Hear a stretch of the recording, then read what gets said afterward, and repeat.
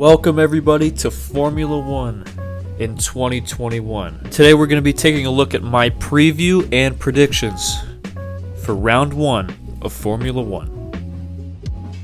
Now first and foremost, let's take a look at the upcoming calendar. This weekend we are in Bahrain for the Bahrain Grand Prix, the season opener. Next race we have Imola, the Emilia-Romagna Grand Prix. 3-week break in between these races. This will give the drivers plenty of time to rest and relax before the second race of the season. Now following, we have the race in Portimao, the Portuguese Grand Prix, May 2nd, which is a doubleheader, followed immediately by the Spanish Grand Prix in Catalonia. And 2 weeks following that, we have the crown jewel of the Formula One calendar, the Monaco Grand Prix. Now we head on over to our track overview for this weekend's race. As you can see, there are 4 long straights. This is a power-heavy track. Teams whose engines might not be performing to their best are going to struggle this race. You can see 3 DRS zones across this track.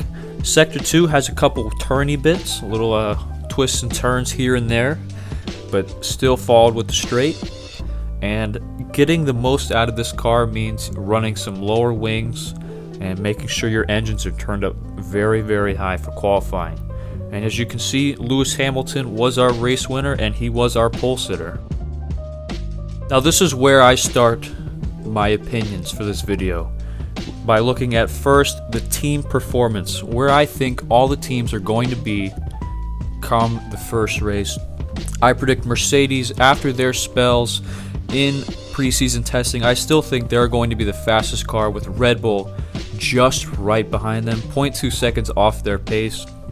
And this midfield was so hard to come up with. I had McLaren 0.6 off the pace, followed immediately by Alpine. I think Alpine and AlphaTauri are going to be dark horses in this midfield. I do think we can see some strong performances out of them this year.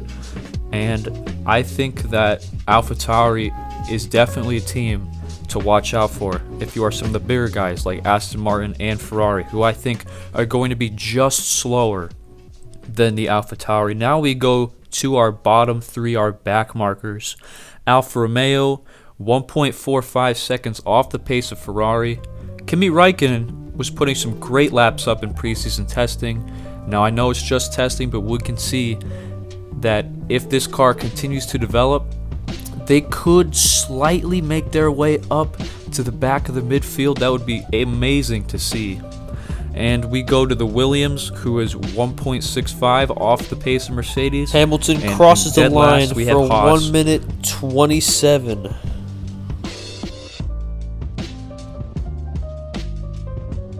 Now let's take a look at my qualifying predictions come Saturday. I have Max Verstappen on pole position, continuing his good form from the last race of the season in Abu Dhabi, where he took pole and the victory ahead of both Mercedes. And I see a very strong Saturday for Max coming up. Just right behind him is Lewis Hamilton and Valtteri Bottas in the Silver Arrow black liveried Mercedes cars. And behind Valtteri Bottas, I have Sergio Perez lining up in the second row of the grid in 4th place. I think he's adjusted very well to this hard-to-drive Red Bull car. That's just his nature. He's a very adaptable driver, and I think he's going to get along great with this car. Now with the midfield, it's kind of a crapshoot in terms of predicting where they're going to be exactly on the grid come qualifying. But I do have Lando Norris in the McLaren. He's been with the team for 2 years already, so that gives him some knowledge and understanding of how to get this car up to the 3rd row of the grid. He's done it on multiple occasions, and Lando Norris is a very speedy driver. Now behind him I have Fernando Alonso on the 3rd row. This is going to be quite a controversial pick in my opinion. He's been out of the sport for 2 years, but I still think he is a world-class driver, capable of battling it with the very best. And I predict the pole time is going to be over a second slower than last year with the new floor regulations at the back of the car, with the pole time being a 1 minute 28.3.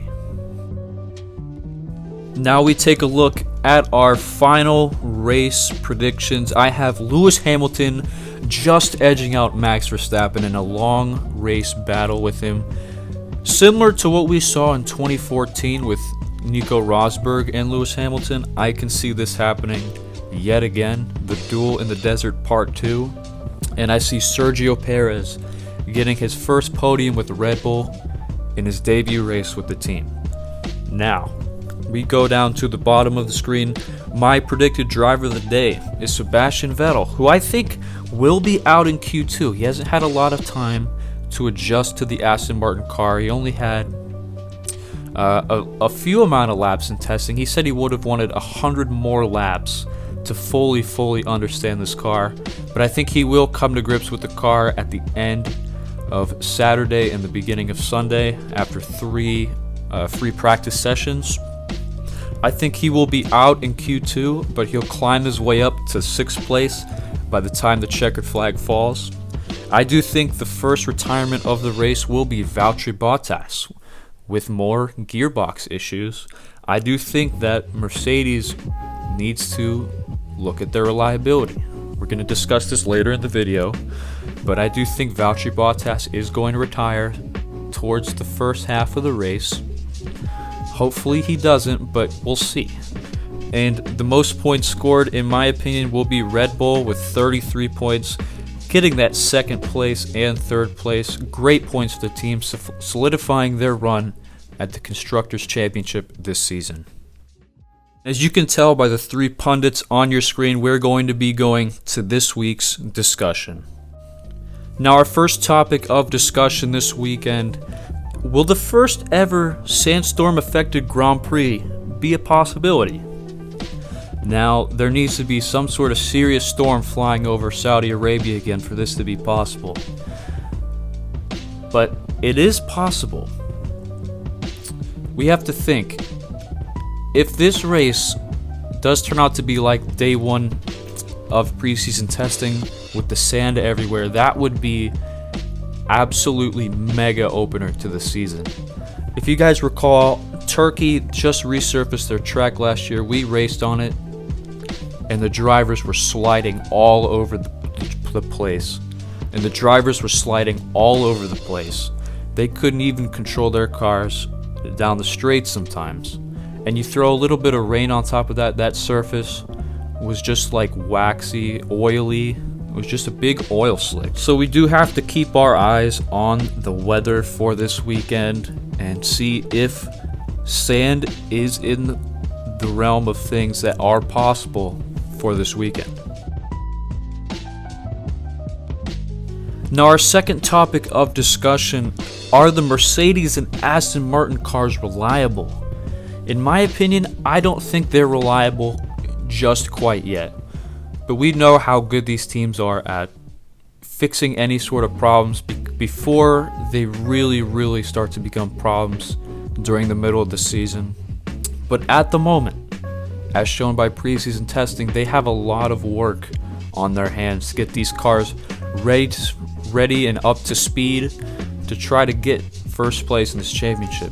Beating this Red Bull car is going to be no easy feat for Mercedes this year with their low rake design and their reliability. That is a fact.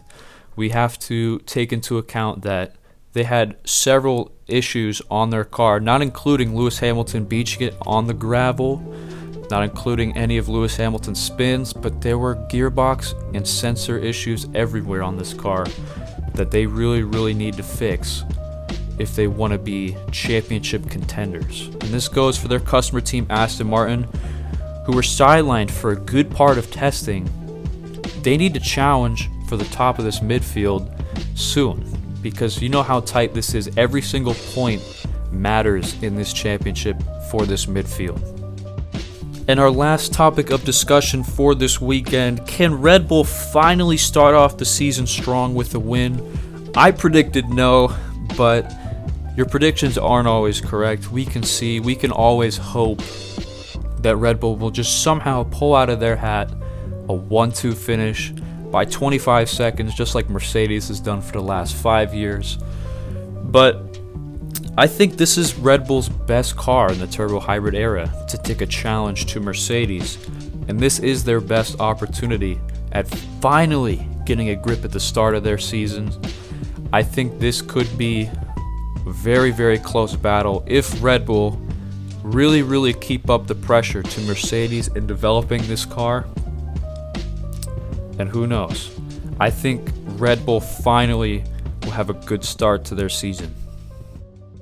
And as always with these discussions, please let me know your opinions, your thoughts, anything in the comments down below. I would love to have a conversation with you guys about this weekend. Well guys, there you have it. Thank you all for watching this video. I'm very excited to be back on YouTube making some good content for you guys. Getting involved with the Formula 1 community is something that I've wanted to do. And after posting a couple videos in October, I just kind of lost my spark for recording, but I found it again, thankfully. And I'm just very happy to be back. So everybody, please like the video, subscribe to the channel, and I'll see you on the grid.